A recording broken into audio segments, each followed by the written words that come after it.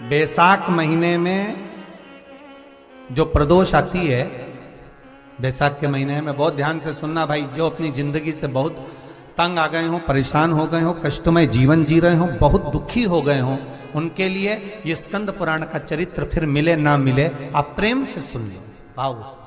पहला, बैसाख महीने की प्रदोष, चाहे वो शनिचरी प्रदोष हो, चाहे रविवार की हो, सोमवार की हो, मंगल की हो, बुधवार की हो, गुरुवार की हो, शुक्रवार की हो, शनिवार की हो, कोई भी वार की हो, पर बैसाख महीने की प्रदोष, प्रदोष काल में शाम का समय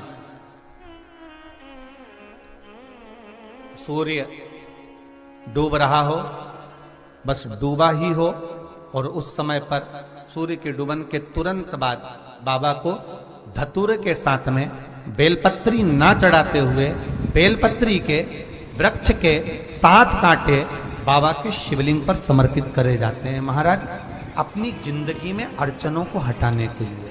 फिर आप जिस व्यापार में उतरे, जिस व्यवसाय में उतरे, जिस नौकरी में उतरे, आप दिल से करें, आपको तरक्की मिलेगी। आप हार नहीं सकते, नीचे नहीं आ सकते, उन्नति पर ही चढ़ेगा।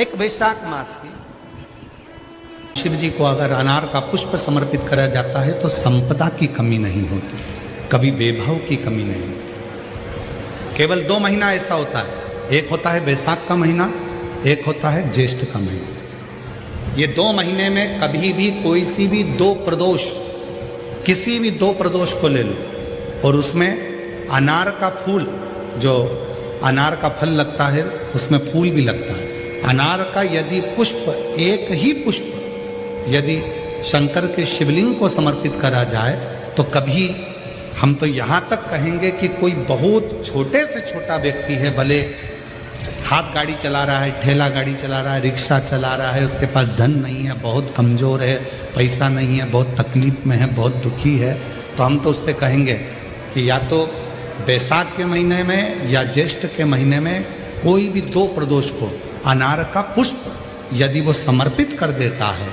तो निश्चित है उसके घर में वैभव संपदा बढ़ना प्रारंभ हो जाती है, कार्य में उन्नति है। पूरे वर्ष में मंगल का प्रदोष निकाल कर रख लो कि मंगल का प्रदोष इस दिन पड़ रहा है, मंगल की त्रयोदशी तिथि पड़ रही है, प्रदोष व्रत मंगलवार का पड़ रहा है। और जिन लड़का लड़की को मंगल होते हैं, जिन कन्या और वर को मंगल होते हैं, केवल शंकर भगवान के मंदिर में जाकर चौमुखी दिया, 4 बत्ती का दिया आटे का, उसमें घी डालकर लड़की शंकर भगवान के मंदिर में मात्र 7 बार शंकर पे से उतार कर, 3 बार स्वतः उतार कर शिव के मंदिर में रख देती है, उसका मंगल आड़े आता ही नहीं है, और वो लड़की का विवाह मात्र 3 महीने के अंदर लड़के लड़की का विवाह पक्का हो जाता है। मंगल नहीं आता सामने। मंगल प्रदोष व्रत का इतना महत्व है महाराज। देवी कथा में 2 दीप का वर्णन किया, आज फिर कथा में 2 दीप का वर्णन कर। कितना भी दुख है, संपदा नहीं है, बहुत कष्ट का जीवन चल रहा है, बहुत तकलीफ का जीवन चल रहा है, 2 जगह पर दीप लगाना चालू कर दो। प्रदोष काल में मतलब शाम का समय, सूरज ढलने का जब समय हो, उस समय एक दीप बेलपत्र के वृक्ष के नीचे, दूसरा दीप भगवान शंकर के मंदिर पर। प्रदोष काल में जब ये 2 दीप लगना प्रारंभ हो जाते हैं तो भगवान अपने चारों हाथों से आपको संपदा देना प्रारंभ कर देते हैं। वो कुबरेश्वर महादेव बनकर धन वैभव देना प्रारंभ।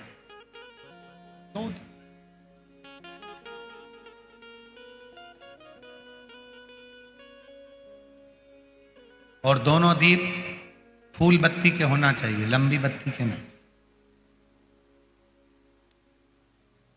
एक लंबी बत्ती होती है, एक गोल बत्ती होती है, फूल बत्ती, दोनों दीप फूल बत्ती। मां सती ने जब भगवान शंकर के लिए आराधना साधना करी थी और भगवान भोलेनाथ जी से वर प्राप्त करा था, तो माता सती ने भी ये साधना ऐसे ही करें। और माता सती को शिव मिले थे। एक चंद्रमौलेश्वर महादेव का नाम लेकर एक चावल का दाना भी सुख देता। और मेरी जीजियां याद रखें, मेरी जीजियों से निवेदन है, कभी कभी ऐसा लगता है शरीर में अगर कोई गांठ पड़ जाती है, बच्चादानी में गांठ आ गई, चेस्ट में गांठ आ गई, शरीर के कोई अंग में गांठ आ गई, घबराना नहीं है, डॉक्टर का इलाज करवाओ, दवाइयां लो, साथ में एक नियम बनाओ, प्रदोष काल में 2 दीपक शिव जी के मंदिर में लगाओ और एक चावल का दाना शंकर भगवान पे चढ़ाना प्रारंभ करो। वही चावल के दाने को वापिस उठाओ।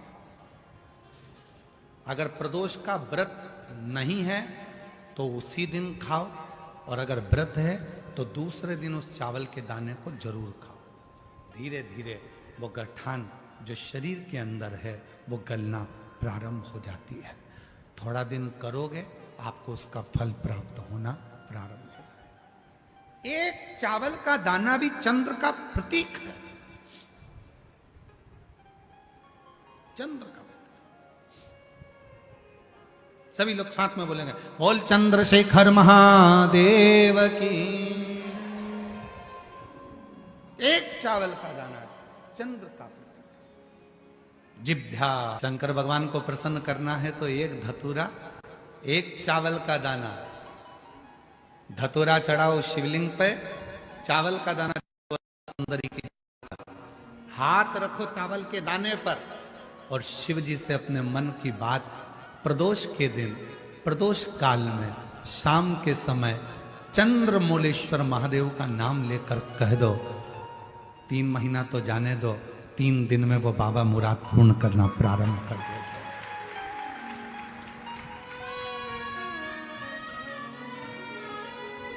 किसी भी प्रदोष के दिन एक धतूरा यदि हम शिव जी पे चढ़ा रहे हैं, एक चावल का दाना अशोक सुंदरी वाली जगह पर चढ़ा रहे हैं और अपना हाथ उस चावल के दाने पर रखकर चंद्रशेखर चंद्रमौलेश्वर महादेव के नाम का उच्चारण कर रहे हैं। श्री शिवाय नमस्तुभ्यं, श्री शिवाय नमस्तुभ्यं उच्चारण कर रहे हैं, दिल से प्रार्थना कर रहे हैं, निवेदन कर रहे हैं, नमन कर रहे हैं, बाबा को अपने मन का भाव कर रहे हैं। तो वो 3 महीना तो बहुत दूर है, मेरे बाबा ने अगर कृपा करी तो 3 महीने में मेरा बाबा करुणा करना, दया करना प्रारंभ कर दे।